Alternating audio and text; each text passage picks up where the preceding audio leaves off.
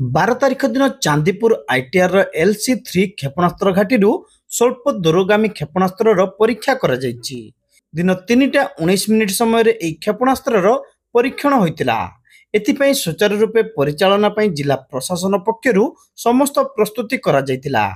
Chandipur ITR LC3 क्षेपणास्त्र घाटी क्षेपणास्त्र परीक्षा निर्धारित होइतिबा बेले 2.5 किलोमीटर परिधि अंचल जनसाधारण को स्थानांतर और सुरक्षा निमंते जिला और पुलिस प्रशासन पक्षरु समस्त पदक्षेप निया जायछि। मिलिथिबा सूचना अनुसार जयदेव कोसबा पाही और शाहजहाननगर पाहीर 1093 जन, भीमपुर पाही और तुंड्रा पाहीर 895 जन और खड़ुपाई और कुसुमुलीर 1112 जन को मिसाई मोट 31 लोकंकर स्थानांतर जिला प्रशासन पक्षरु सुबंदोबस्त करा जायछि। जयदेव कोसबा पाही और शाहजहाननगर पाही जनसाधारण निमंते अस्थायी शिविर जयदेव कोसबा बहुमुखी बात्रा आश्रय स्थल रखा जायतिला। खड़ुपाई और तुंड्रा पाहीर जनसाधारण निमंते अस्थायी शिविर खड़ू बहुमुखी बात्या आश्रय स्थल रखा जायतिला। सेहीपरि कुसुमुली और भीमपुर पाहीर जनसाधारण निमंते अस्थायी शिविर भीमपुर बहुमुखी बात्या आश्रय स्थल रहिबार बंदोबस्त करा जायतिला। एथिसहित समस्त आश्रयस्थली गुड़िकर स्थानांतरित लोकंकर सहजता 100 रु ऊर्ध्व सरकारी अधिकारी एवं कर्मचारी को नियोजन करा जायतिला। पुलिस प्रशासन पक्षरु 15 गोटी पुलिस फोर्स सेक्शन मुतयन करा जायतिला। डाकबाजी यंत्र द्वारा जनसाधारण को सकाळ 6टा ठारू घोषणा करा जिबा सह स्थानांतर और क्षेपणास्त्र परीक्षा शेष होगा पर्यंत अस्थायी शिविर रे रखा जायतिला।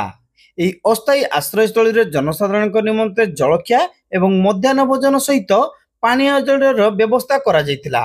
योग्य हिताधिकारी प्राप्य टंका तांको बैंक अकाउंट माध्यम रे प्रदान करा जायतिला।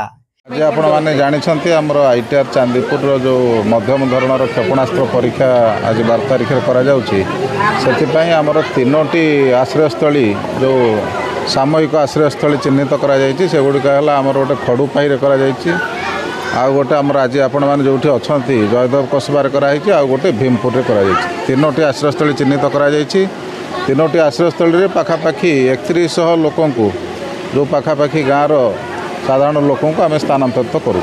समस्त प्रकार व्यवस्था करा जायछि। टेम्परारी शेल्टर रे सेमानकर पानीय जल सेमानकर खाद्यपाई मध्य व्यवस्था करा जायछि। तांकु जहाँ जहाँ सरकार नियम अच्छी आमर आगु जमी दि जाउछि तांकु कम्पेनसेशन अमाउंट पाखापाखि आमर मेजर माइनर आम 2 भाग विभक्त करूँ।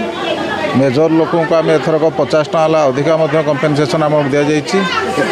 तेणु समुदाय मिसिले 300 टका आगुरी दि जाऊला एवं 350 दि जाइए प्लस फुडिंग पर हेड 100 टका 450 तांकर एंटरटेनमेंट चार्ज अन्य सबू सुविधा मिसी पाखापाखि जड़े 505 टका प्रति मुंड पिछा 505 टका दि जाऊँगी। से हिसाब से आम समस्त को क्षतिपूरण टंका आज बैंक अकाउंट माध्यम प्रदान कर 11टा रु 11:30 मध्य जिलापाल प्रत्येक तत्वावधान में यही विषय में आम गुरुत्वपूर्ण प्रस्तुति बैठक करा समस्त पदक्षेप जिला प्रशासन